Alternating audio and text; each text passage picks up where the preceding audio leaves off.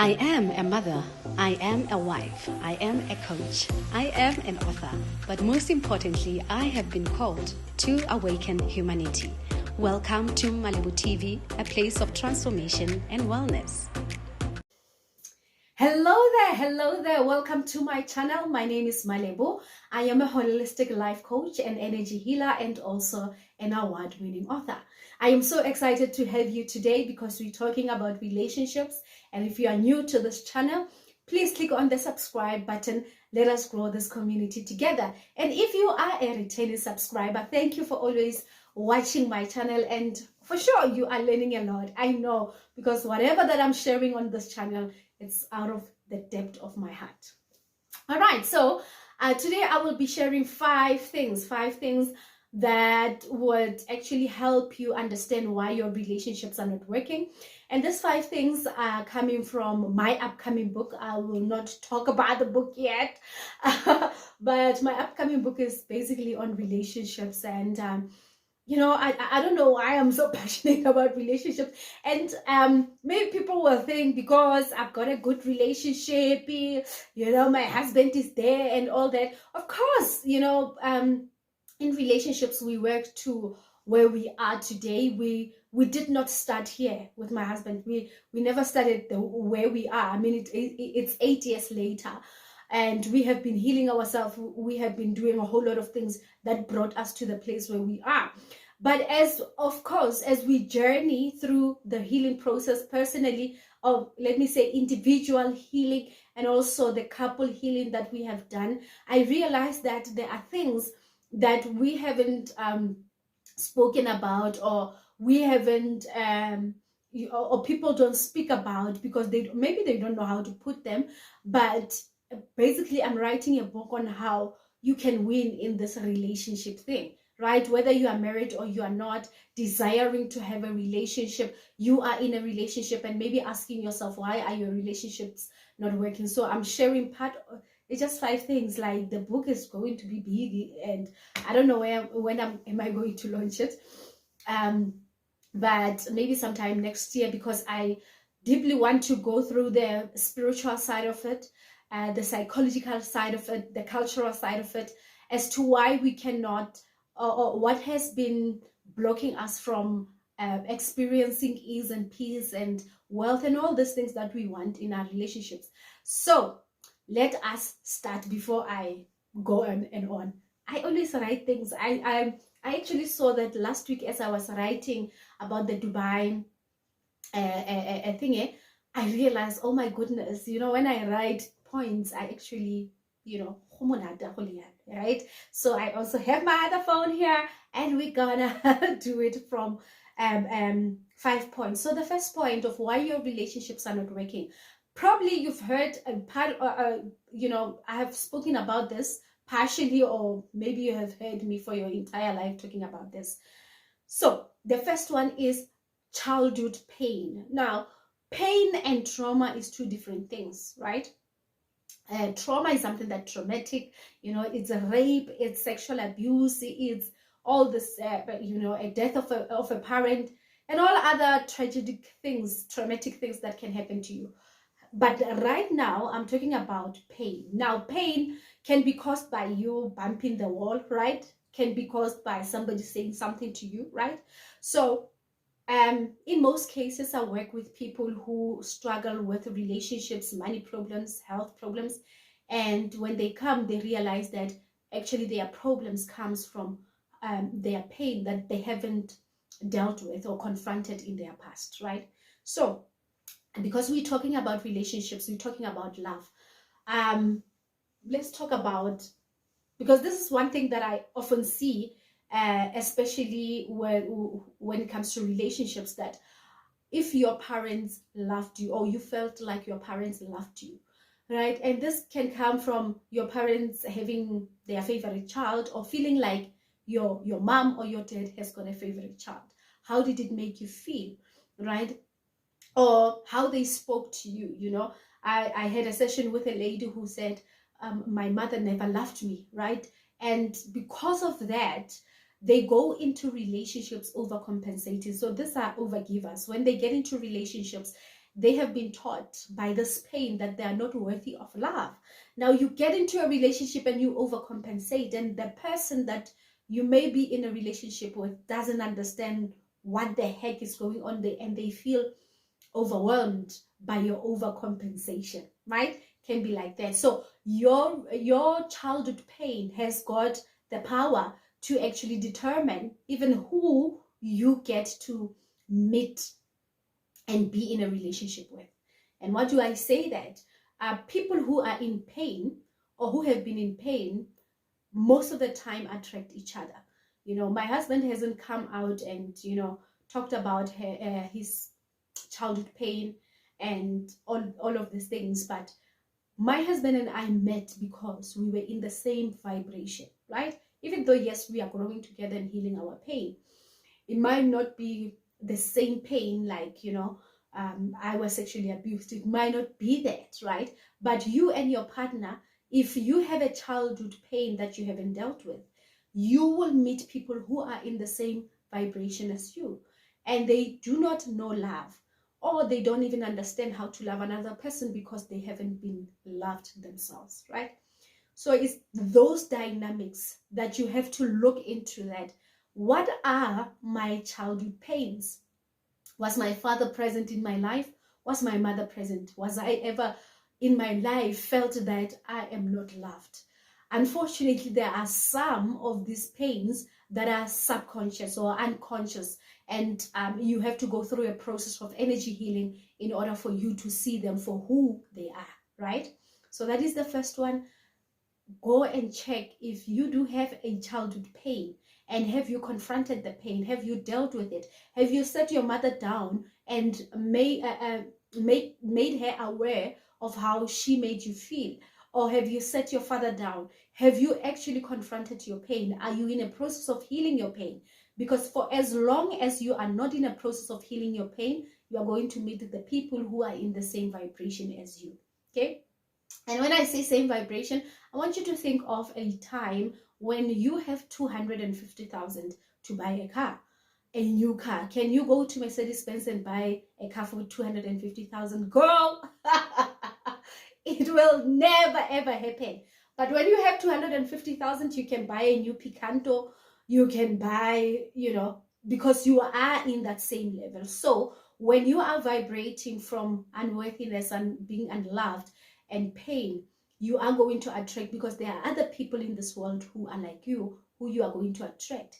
And that is the reason, or might be the reason, why your relationships are not working. Okay? And then now, lack of boundaries. Now, there are a lot of people who are in relationships that have sabotaged their own relationships because they do not have boundaries. I mean, I hear a lot of people would be like, yeah, it's my mother, I have to take care of my mother. Hey, but, and especially for people who are married, you know, enforcing that idea on your spouse, and you wonder why your marriage is not working. I'm not saying don't take care of your mother. I'm not saying it's wrong for you to take care of your mother, but how does your spouse feel about it?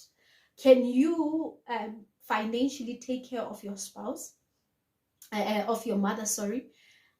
You know, those are boundaries. And there are women, and I'm talking from a woman's perspective, there are things that men can also face, or, you know, experience when it comes to this situation. So your mother has got a say in how your house looks, or what you do, which church you go to, how you behave and all that, and you are married. That is like, what?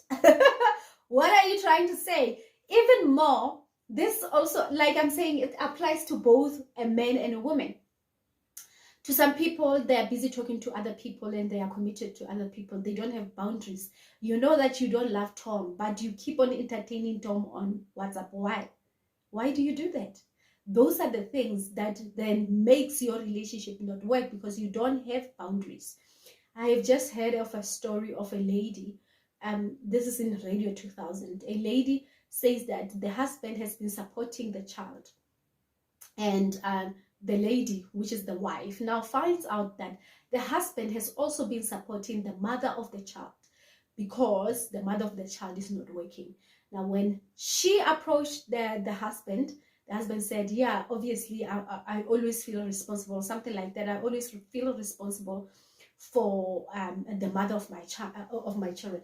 You know what? It can, some things that can be good, right? It can look like you are taking care of the mother of your child, but is it good for your marriage?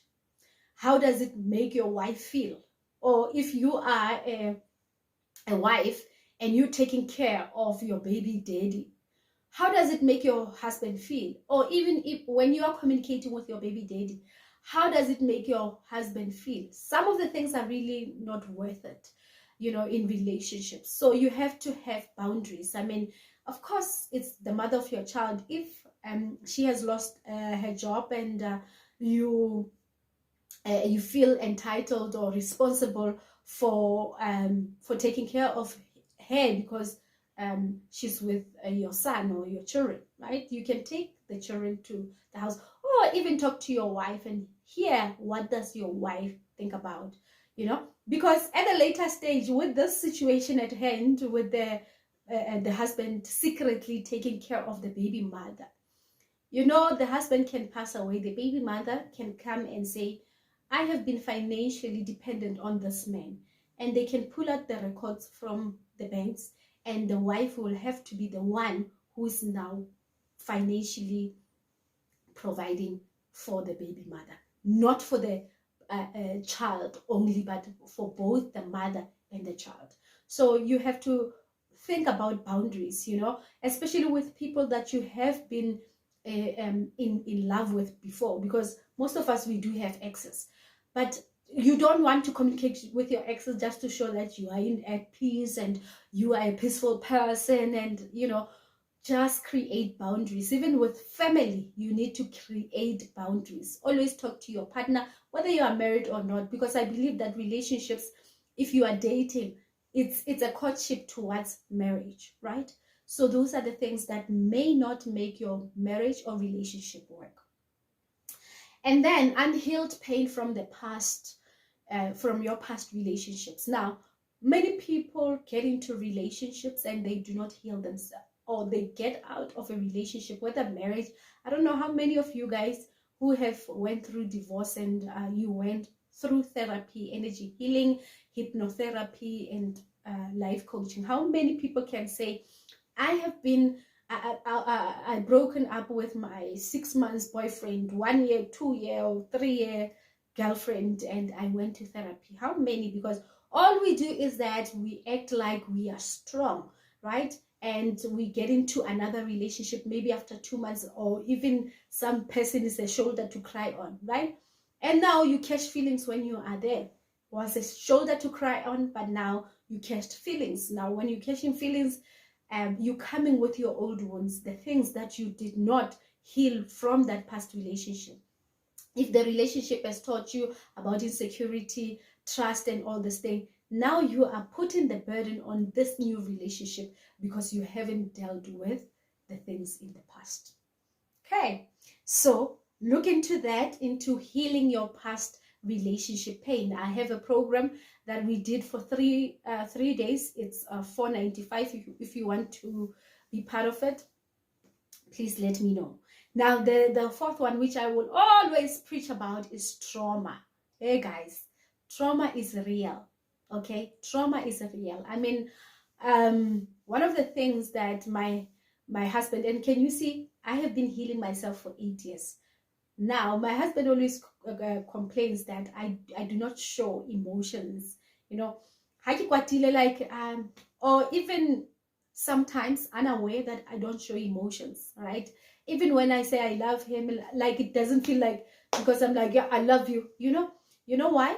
Because I've lived many years of my life in a traumatic situation where I couldn't show up my emotions. You know, I had to tuck them in. Somebody was busy raping me and I had to pretend as if, you know, there is no emotion, right? So imagine when you are not healing yourself. I mean, now I am aware of this part of me, but imagine if I was not healing myself, what was going to happen to me, right?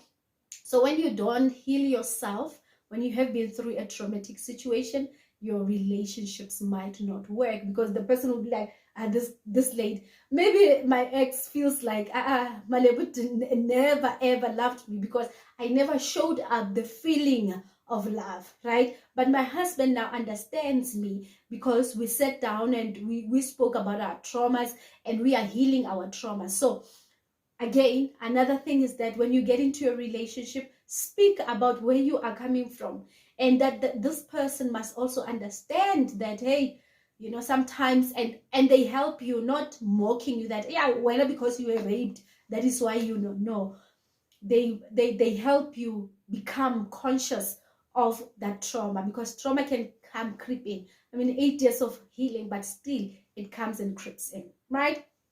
And then the last one, the most important, not having good good role models. This is very important. I see a lot of people, when they get married, they hang around people who are not married, who are not committed, and they want to have good marriages and all that. And I'm not saying dish your friends, and you know, but you have to really calculate what is right for you and what is not right for you. Okay? So staying with people who don't have nothing to lose. They say when you hang around for millionaires, you are the fifth one, right? So you will always be in the same vibration and always do the mistakes that you were not supposed to do because of the people that are influencing you, right? But if you hang around people who are committed to their wives, to their husbands, guess what happens? It also influences you to do the same. You always you will feel guilty if you are a person who's not committed, and you are sitting with 4 people who are committed to their wives or to their husbands, and they're like, I cannot cheat on my husband. My friends actually cannot tell me, if I know their boyfriends, they cannot tell me that they went to cheat on some. I would always hear from another person who, hey, she cheated with this one, because they feel like, that one, So if you are not staying with that one, Bomalebuso, you are always going to feel the need to also look outside of your relationship and your marriage.